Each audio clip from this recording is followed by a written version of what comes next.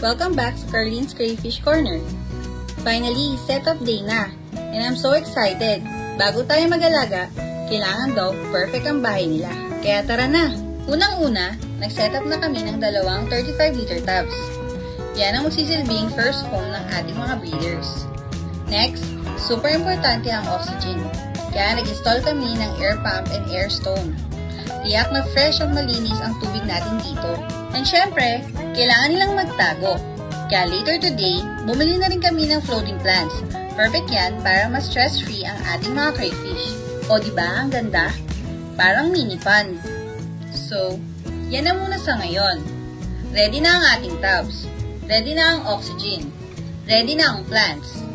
Sabi nga ng mga master, don't rush the setup. Next video, sure na yan. May ilalagay na tayong mga breeders dito. Don't forget to follow kami dito sa Carlene's Crayfish Corner para updated kayo.